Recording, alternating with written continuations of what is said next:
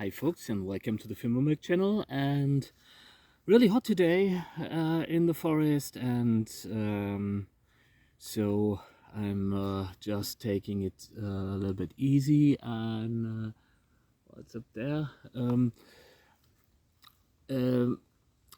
Today I will have something to show to you which has taken quite some time, and I am talking about a knife I needed to come to terms with first.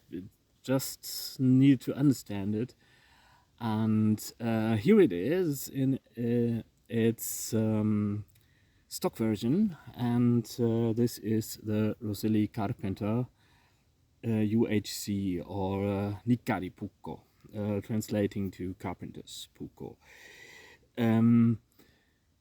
This is a really interesting knife. Its blade length is 85 millimeters. The blade thickness is about 3 millimeters. It has got a medium-high Scandi grind. The tang is a half tang with rather broad bases, and it reaches about this far. Which is not a problem because the fit is in the handle is really great, and it is mounted, or so Rosselli says, with teeth.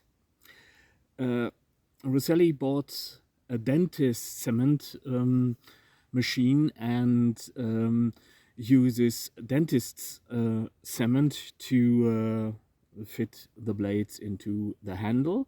The handle is heat-treated birch. This one is an older version. I hear they now use birch with burr. This is regular birch, which has been sort of tempered. And speaking of which, it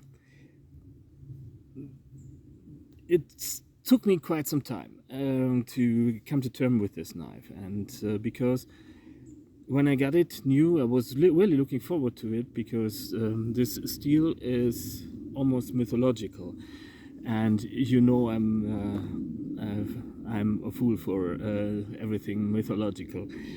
And thing is,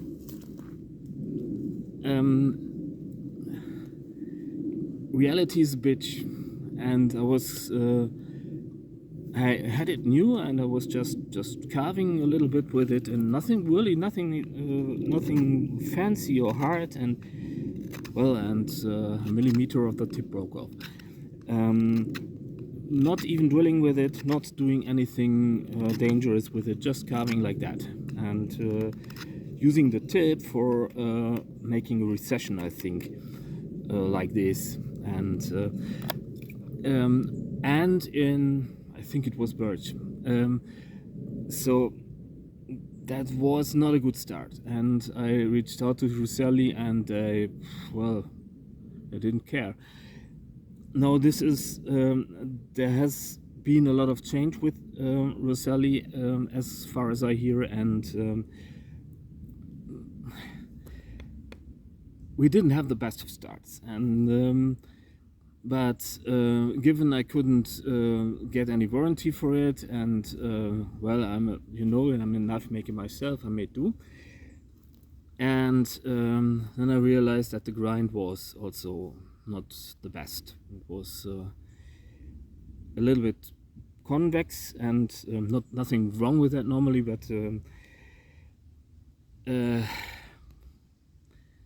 if you say it's a true Scandi, then you need to provide a true Scandi, as far as I think, at least. And I am my own worst critic, and I don't expect others to be, but a little bit of,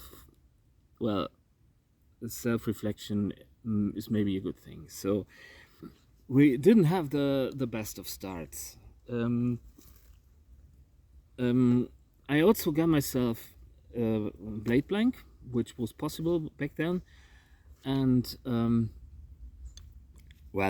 because I just dig that boots steel, because this is what it is, and the history behind this is rather interesting. it has been touted super modern, super steel, but it isn't. It is also, it was once claimed to have a rock roll hardness of 66 to 68 HRC, which is ridiculous because at 66, 68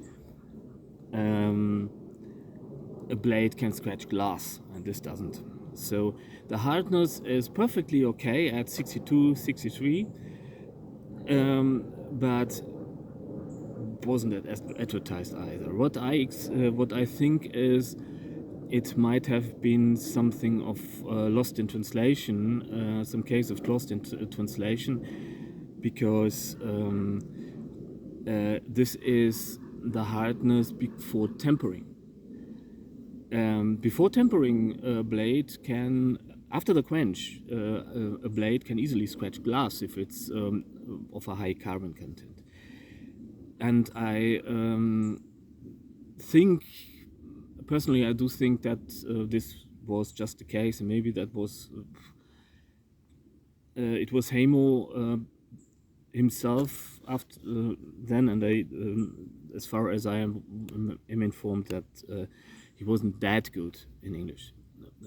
Nothing wrong with that, and so maybe there just a misunderstanding or something like this in advertisements. So, well, over time I redid the grind, so this is better suited to my needs now, and well, so it's, what I can say now is the handle is fantastic. It's just brilliant. It's for everything Slöjd, it's really awesome. It's also for a little bimble around the woods, for harvesting herbs, or for making little carvings and things like that. Even for, I think I hear that people also use it for hunting and heavier bushcraft tasks. The handle design is just brilliant. It's just everything you want and nothing you don't want. And so this has really grown on me. It's a beautiful knife, and after I took the time to actually put a grind on it and repair the tip and stuff, it's nothing you want to abuse. It's a dedicated, actually it's a dedicated Slöjd knife, as the name itself suggests. And if you look at the shavings I'm doing here,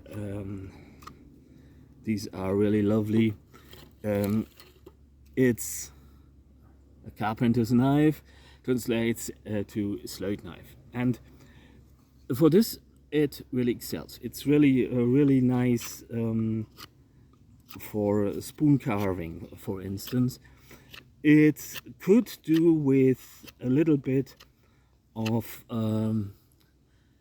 the tip is a little bit too broad still for really dedicated fine Slöjd tasks, but for overall roughing out and things like that, it's really great to have. And also Roselli has made some dedicated Slöjd knives now. As far as I hear, they are forged from C75. Carbon steel is not too bad, but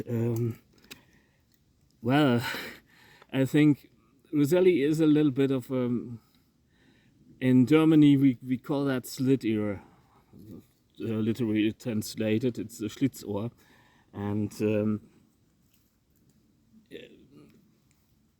because, well, obviously they are handmade and they are nicely tempered and everything. It's nothing wrong with them. Actually, only that they come at a really high price tag. And well, if I get a wood jewel,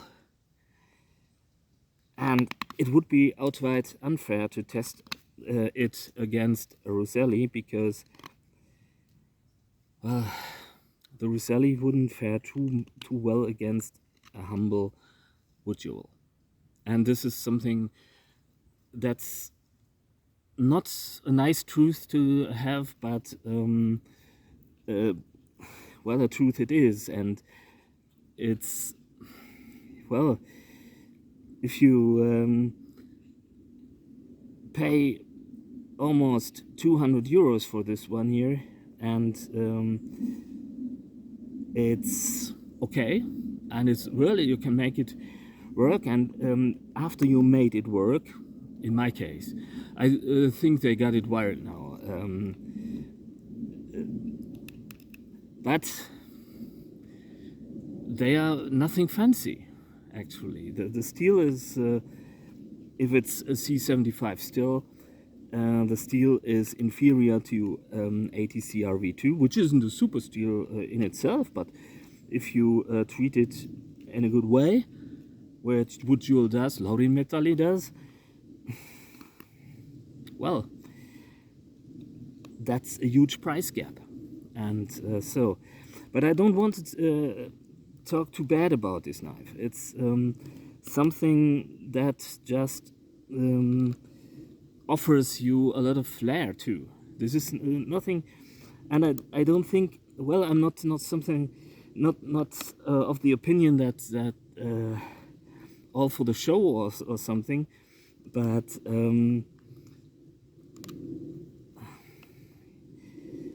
that's maybe that's a reason people should buy it, because it's a really great knife with a cool ambient atmosphere that's part of the package. That's simply part of the package, and you get a legendary steel. It's because back in the day, and I'm talking 1700s, 1800s, 1900s, up to the 20th century, 19th century up to the 20th century, it was rather customary that each puukko smith made their own refined steel. And technically, this might not be called woods, but, well, it's not a huge difference between woods and what they did. They took bog iron and smelted an ingot from it, and after they got the bloomery steel, they further refined it in a crucible. And so essentially it is crucible steel that they made, and there were even magical properties prescribed towards this steel. One anti-Rantasalo, the farming practices in substitution of Lithuanian and substitution, superstition, superstitious beliefs, folk beliefs of the Lithuanian and Finnish people. He suggests that people put it upright into a field in order to fend on Pellon Pekko, who was sort of a nature spirit, which was on the one hand benevolent, but on the other hand also a little bit rapturous, because he would steal the crops and or blight the crops or what have you, to protect the crops. So the steel itself, it says elsewhere that it was also possible to just put an ingot of iron there to fend off evil. And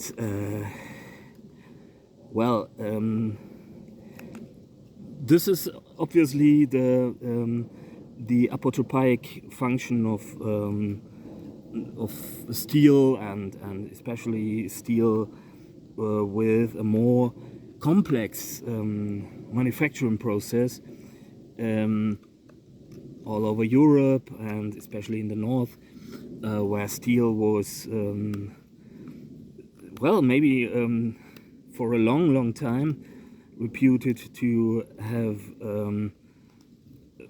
powers to fend off evil.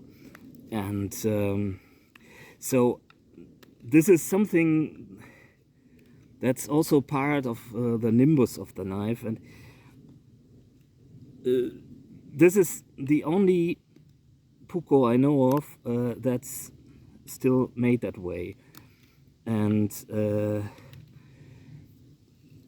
that's a unique selling point if there ever was one. And for that, the price isn't too high. It's not a super steel, and you need to be careful. And if you look at, for instance, a documentary Pukkoloja I Kirvele here on YouTube, you can see that a lot of times the old conquerors used knives that, well, that had seen some pretty rough times. And the thing is, part of this was that the steel wasn't as homogeneous as modern steels, because, well, it was homemade and it needed a really difficult manufacturing process. And there's a raven, by the way. Hi, mate. I don't think he does like me standing here and talking to a box. Well, so this is a unique selling point, if there ever was one.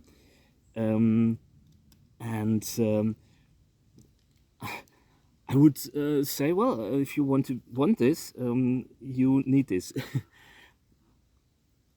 If you want knife that'll work, that's just a workhorse, and you don't need any of that historical flair or something. I always recommend a Mora, and because it's cheap, it works, and it's nothing to tootle around or something, but it's sometimes it's about the simply just about the tool and the tool aspect, and it's, don't get me wrong on this. This is a really valuable tool. That's not what I'm saying. There are tools that are a little bit cheaper, is just what I'm saying. And matey up there wants to have a saying too. Hey, mate, want to speak to the internet? No? Don't want? Doesn't want to talk to you. Don't take it personal. Oh.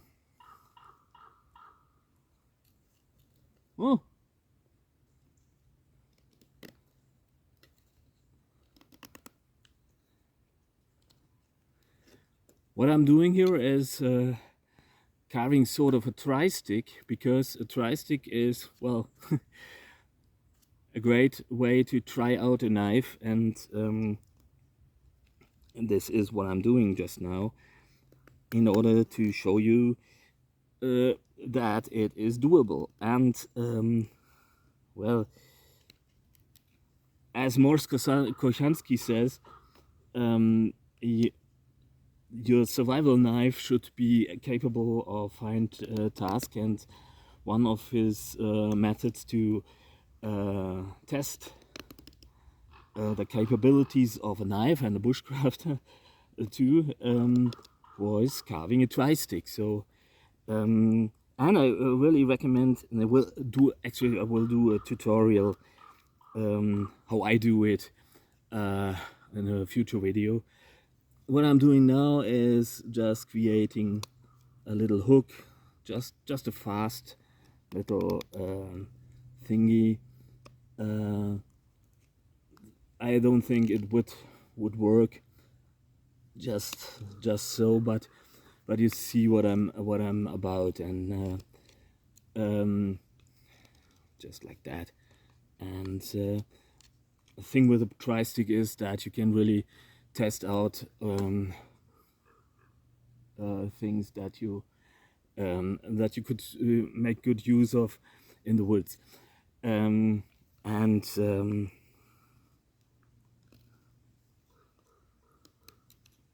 Thing is, for things like this, the knife is really capable, and actually a huge recommendation, given you get the money and you want to spend it. And don't even think about battening. If you want to split wood with this, this is possible. That's not what I'm saying. And just don't try to batten through branch wood or knotted hardwood or something, because that's not what it's designed for. It's a knife. It's not an axe. If you got an axe and this one, you'll be really fine for most occasions in the woods, and that's not what I'm saying. It's but don't fall for that batoning thingy with this knife. You can use a full tang knife, and they make actually in the meantime they started making a full tang version of this in C75, and or I don't know, it just says carbon steel on the website, so it might even be that they upgraded to ATCRV2. I don't know. And the other hand, the full tank version costs 295 euros for a mono steel, and I understand that. Well, it's the manufacturer. It's a true manufacturing side. It's not a big corporation. It's really small. They do it really sustainably, and they uphold really great social values. And so, well, that comes as a price. And I strongly support things like this, because, well, we need to be headed in a direction like that. And well, this would already work as a pot hanger, by the way. And this is also something that's really great with a Morse-Koscianski tri-stick, that you can test out things like this. And if you can carve a tri-stick with just one knife, you are capable of most things that would be thrown at you in the forest. And this is a great way to test. So, as you have seen, it still has, after this whittling, the blade is still going strong, and is capable of making fine shavings on this. This is bone dry oak wood. So this is, the knife still stops on the fingernail, which is a good sign that it is still shaving sharp. So, but, well, this is maybe not what you normally see on the internet. That a lot of people are really arse over tit about this knife, and I can perfectly relate to that. I know why this is, and well, I would like to say something more. I would really love to be able to advocate this knife 100%. As is, I would suggest you you can give it a try. It's an awesome knife. It's really with a historical significance, and the handle is absolutely brilliant. And if your knife, just move it over in your hand as you would with any other knife, but don't buy it on a whim, is what I say. Look at the blade, look at the grind, look at the tip, and if everything's fine, then everything's fine. And then there's no reason you shouldn't buy it if you get the money. If you don't have the money, I would suggest you get yourself a Mora, which is honestly on pretty much offering at least the same performance for far less of the price. And if it's just about getting started with carving, well, get yourself a Mora. If you want a knife with a legendary steel, and it's this collectible aspect is part of it too, then there's no way around this knife, because this is magical sorcery steel in the truest sense of the word. And well, that said, obviously I had to get a blade blank and had to make my own knife from it. And this is also rather special. Obviously the blade is the same, it's also made from woods. And here you can see in the patina that it is selectively quenched. You see that that discoloration line, this is the quench line. And because you can see this on the other side too. And the thing is, well, this one was really cool out of the box. Didn't have to do a lot of modifications with it. Actually did. We did the grind because, well, just same performance than like on the other after I put some work in. I put on a brass bolster. Not the best of fits, honestly, but actually I don't think it's I haven't encountered any problems yet. And well, the piece of reindeer is a really nice thing that Martin of Cariswando once gave to me. And as far as I understood it, it was collected locally at a place near the place of the Sami people, and I really hold this in high honor, and it's really something special for me. As is the piece of amber I put in the pommel.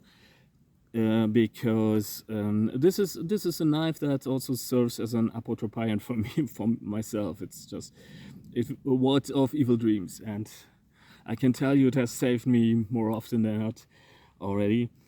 There's just some weird kind of comfort emanating from this knife. Call me a weirdo as much as you will, but you can put it really simple if you say just well, it's a special knife for me with fond memories, and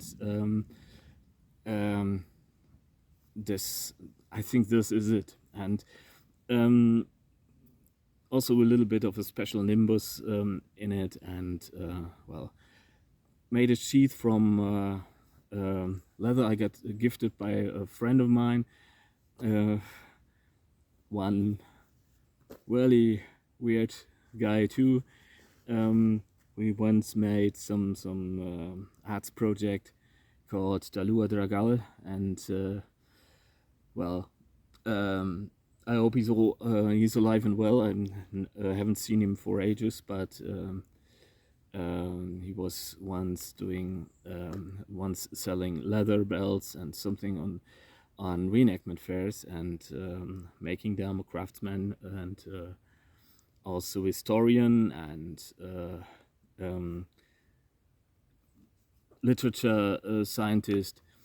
So we had at the uni we were the most feared couple around, because we messed up every session, and with our weird questions and our obsession with language and history, and those who just were there to get their certificate weren't too fond of us, I think.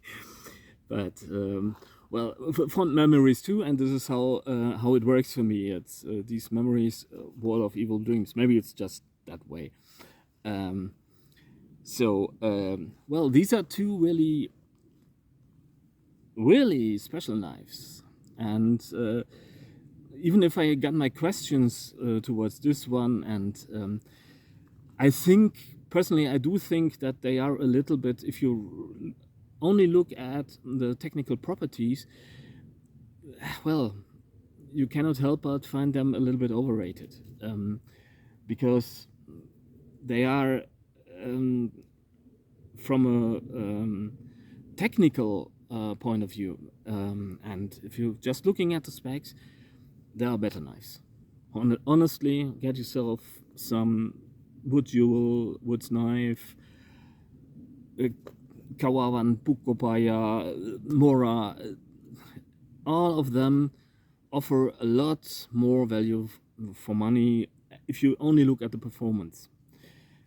On the other hand, if you look at the historical aspect and the cultural relevance of these knives, well, it's almost an obligation for every culturally interested citizen to buy them, because one needs to preserve them, and the best way to preserve these techniques is by keeping the tradition alive, by enabling a manufacturer to keep on producing this, because every knife that's current, as in use worldwide, is archaeological evidence that this technique existed, and it's not that it is inferior to other blades, and not in the least. It's a really, it can get frighteningly sharp, and to be honest, it doesn't stay that way for a really long time, because there are absolutely no carbides in it, except the ferrum carbide, but no chromium carbides or vanadium carbides or something that are bigger and therefore a little bit more stable. So you need to strop it rather frequently, but you don't need to sharpen it a lot. It's not that you put anything abrasive near it all the time. You just need to strop it. If you do that, you will have a lot of pleasure with them. And just look at the handle.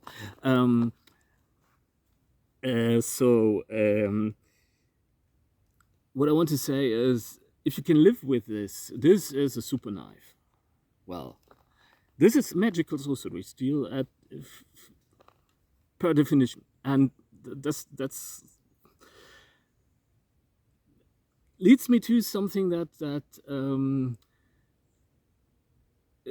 also works backwards, because there are a lot of legends about magical sorcery, swords, and the sword in the stone, and Khaled Tobolgos, and which then became Caliburnus, which then became Caliburn, Excaliburnus, Excaliburn, Excalibur, and there we have it, a lot of court romances. And the thing is, these swords maybe weren't that special from our technical perspective we now have. This would have been the absolute state of the art, even in the middle of the 20th century, and it still holds its own against super steels. It's not it's not outdated. That's not what I'm saying. But on the other hand, well, there's a reason why people invented myths around legendary swords. And look at the Ulfbecht hype. Well, they just held up. They weren't crap. And actually, the technology, and this is something that will be not very popular with a Viking crowd, Brawlhalla crowd, the technology wasn't Germanic in the least, but from Turkmenistan or Iran, Syria, and Iraq, Pakistan, and because we were barbarians compared to them in these times, because science, the science we got came to be via Arabic transfer, and Greek, well, Greek of antiquity, and Roman technology, and what have you. But well, there wasn't in a time where the Antikythera mechanism was invented in Greece. I know this was not ancient aliens or something. These were just people, and they invented this Antikythera mechanism. Or in Babylon, there is something that is currently interpreted as a battery. So they had electricity 3000 before Christ. And in a time where we flake flint. Nothing wrong with flaking flint, but that's not as complex a technology as creating a battery. And not that I could say whether or not this is a battery. We don't have enough evidence to claim this. So don't fall for this either. You just need to be careful and need to remain at a little bit of a skeptical distance to these things. And this is what I want to say about knives and technology in general. It's a knife, needs to cut. It's nothing high tech, and it's a tool, and it's not a fetish. It's something that either gives you joy or it's not yours. And well, and not always giving you joy. If you do it for a living, maybe you don't really. You won't like your knife after 5 hours of carving a lot anymore. But look after your tools, and they look after you. That's just the simple truth. And these are great to have. This is wonderful. It's just a wonderful thing to have such a nice and legendary blade. But it's not the end of it. It's not. And a lot of times you read about or you hear about magical sorcery steels, and it's the same with Excalibur or the Ulfberg swords. Well, they were great, and Kaletobolgos maybe was made from meteorite iron and with fullerene and titanium in it and titanium carbide in it, or what have you. I don't know. If it was made from the Chiemgau meteor, chances but that's a theory. It's not proven, and we don't have evidence for it. And we talk about the Iron Age, and it's not that they were all flatheads and barbarians running around and grunting for a language. They had a lot of knowledge that we don't have, and I think we messed up anyway, because technology is not the end of it, and maybe their civilization was more refined than ours, because well, they cared for the elderly. Enough said. The thing is, what I want to say is you need to take this all with a grain of salt. and a little bit of humor, and don't believe everything you think. It's nice to have. It's as I said, there is a strange comfort oozing from that knife, and that's okay. That's pretty much okay. And I just see it that way, but it's still a tool. It's not. I don't build an altar for this. I use it. I use it for snacking. I use it for wood carving. It's not an apotropaion. Well, apart from what it does, it just gives me a good feeling, and that's great. So I keep it, and that's the end of it. And so I hope you enjoyed the video. Thanks for bearing with me again and my weird narrations and subtexts and what have you. As I said, thanks for watching, and take good care, enjoy the forest, and maybe if the raven talks to you, maybe talk to the raven, not the box. I did it all wrong, but you guys deserve another video, so I thought I'd continue, because I have been a bit lazy these days. All lives got a better end of me, to be honest, because I'm caring for an elderly person, and well, life happens. And but that said, take good care out there. Enjoy the forest. Have a cuppa in the solitude. Talk to a raven or something. Take care, and I hope to see you soon. Bye.